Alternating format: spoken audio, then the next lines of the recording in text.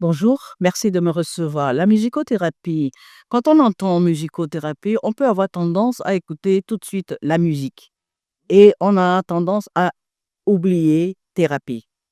Donc, la musicothérapie, il faut être thérapeute pour faire la musicothérapie.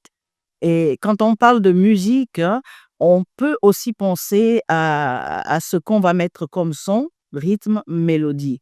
Alors que dans l'humain, il y a d'abord aussi notre musicalité. La musicalité qui est en moi, qui est en vous. Qu'est-ce qui va faire que je vais me réveiller un matin et je vais dire, aujourd'hui, je vais pas bien. Je me sens pas bien. Mais qu'est-ce qui détermine ça? Qu'est-ce qui va déterminer un jour que je vais sortir de mon lit difficilement ou je vais traîner les pas? C'est la musicalité qui est en moi qui va être disposée au son que je vais venir écouter ou poser là-dessus. Et d'ailleurs, quand on parle de la musique, pour ceux qui écrivent ou lisent la musique, on sait toujours qu'il y a une partition. La voix, la gamme, et sur une partition, il y a une clé qui détermine la hauteur de la note. Donc, tout à l'heure, vous avez dit, quand je pique dans la voix, on sent que la tonalité monte. Mais il y a des choses qui piquent dans notre vie. Il y a des jours où on est calme, il y a des jours où on est en colère. Il y a des jours où une parole à nous adresser, une situation va déterminer comment je vais réagir en face. Voyez? Donc, tout ça réuni dans la musique, dans la partition, il y a les pauses, il y a les silences, il y a les demi-pauses, il y a les soupirs. Pourquoi, quand on a des problèmes dans la vie, à un moment donné, on dit respire, laisse tomber, sois calme. Tadam. Voilà. Voilà. Donc, un son peut être amené à déclencher une situation que je vis, que je vais en parler difficilement, ou même que je vais en être conscient, inconscient.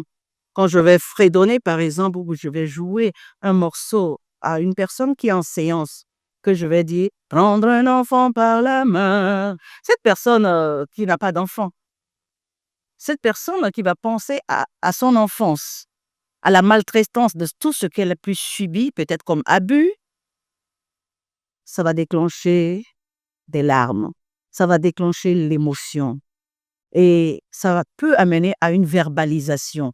On sait tous que quand je suis malade, quand quelqu'un déprime, il va voir un médecin, automatiquement, on va lui donner un antidépresseur. Oui. N'est-ce pas? Mais qu'est-ce qui fait que la personne déprime? Peut-être qu'on m'a insulté ce matin, je n'ai pas encaissé. Et ça m'a déclenché une tristesse et je ne supporte pas. Et tous les jours, j'encaisse et je commence à déprimer. Mais je vais aller voir le médecin parce que je déprime en coupant les antidépresseurs sans faire le point de ce qui fait que je déprime. Donc, on va traiter quoi? Les conséquences et les causes, on les oublie. Donc, quand on reçoit des personnes comme ça, ils arrivent à nous parler de leur intimité, de leur vie, de ce qu'ils vivent, de ce qu'ils subissent, qui fait que on peut être bien ou être déstabilisé. Super. Alors, quel est le rôle exact De la musicothérapeute, dans la vie d'un être humain? Quand on vous écoute, à la suite de tout ce que vous venez de dire, quel est le rôle? Qu'est-ce qu'on peut retenir? ce qu'on peut retenir, c'est que on n'effraie pas les situations que les gens vivent. Ok, on ne les change pas. Ok, on apprend à se positionner et à vivre avec, à s'en détacher. Et ce qui me fait mal, le positionnement que je vais prendre va faire que je vais être dans le même environnement, mais la même chose va se répéter, ça va glisser, absolument.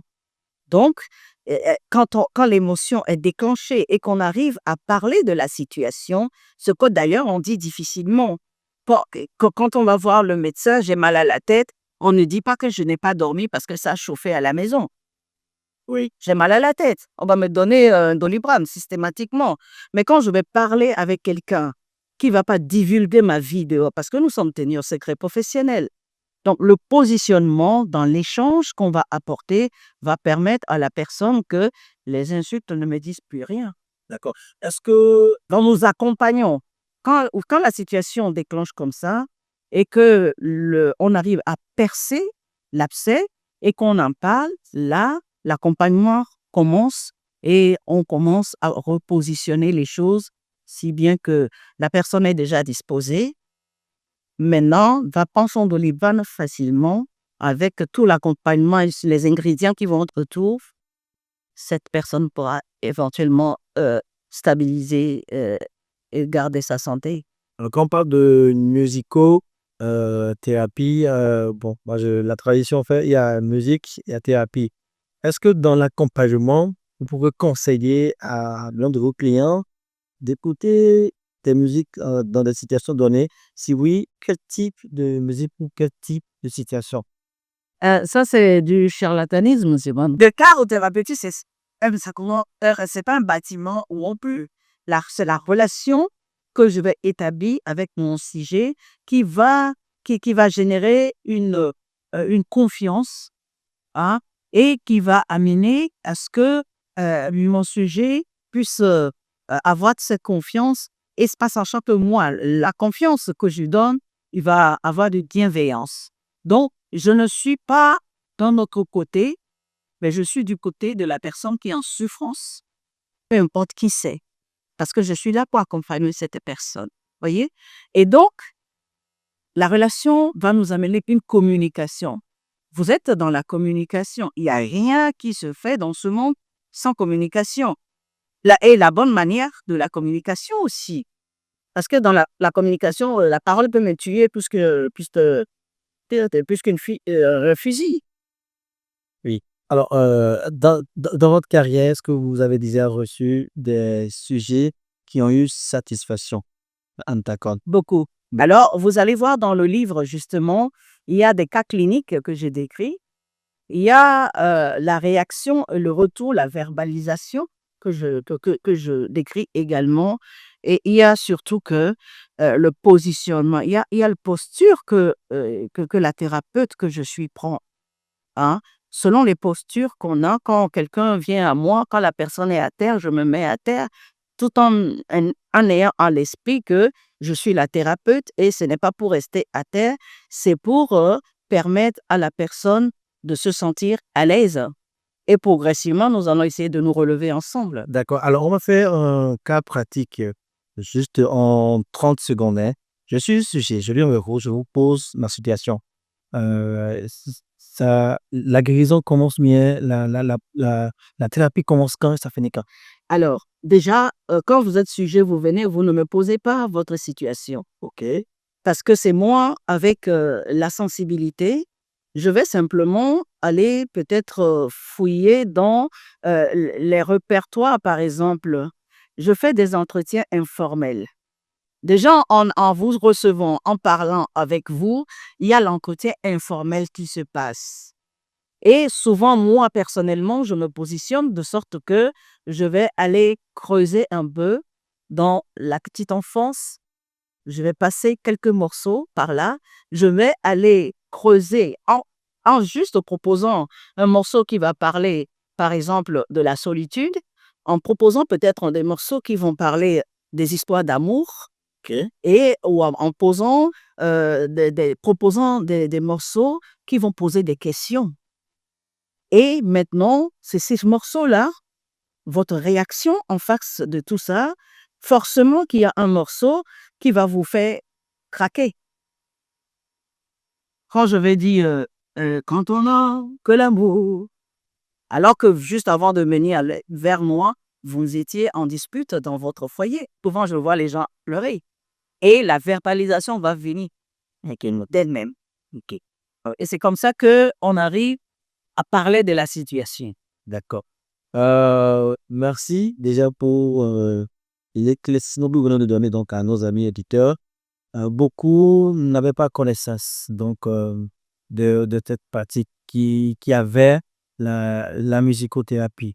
Aujourd'hui, pour finir, d'accord, est-ce que vous conseillez à ceux-là qui sont dans différentes situations, diverses situations, en tant que musicothérapeute, qu'est-ce que vous conseillez en guise de conclusion donc de notre entretien? Mais je pense que il faut, il faut briser certaines limites que l'on pense que par rapport à mon statut, mon rang social, je vais porter mon problème tout seul. Non, faut pas rester seul. Et en même temps, il faut pas aller chez tout et n'importe quoi non plus, parce que on n'a pas besoin que nos vies soient étalées. C'est là le secret professionnel. Mais il faut pas garder des choses qui nous minent en nous tout seuls. Parce que tout commence par là. On se croit super-homme, Wonder Woman, et on se dit, je vais garder ça pour moi. Mais à un moment donné, c'est en train de nous ronger petit à petit. Donc, restez pas seul avec vos situations, mais choisissez aussi vers qui vous allez. Merci beaucoup, Amta Cole. Je rappelle que vous êtes artiste, vous êtes auteur, vous êtes compositrice et vous êtes également Musicothérapeute. thérapeute. Merci d'avoir partagé ces moments avec nous. Merci. Au revoir. Au revoir. Nous sommes à Cotonou. Bienvenue dans CM Pray. Toute une chaîne de télé qui se mobilise pour toi. Eden TV. Donc, merci le Bénin, merci Cotonou de me recevoir. Vous êtes comme ça.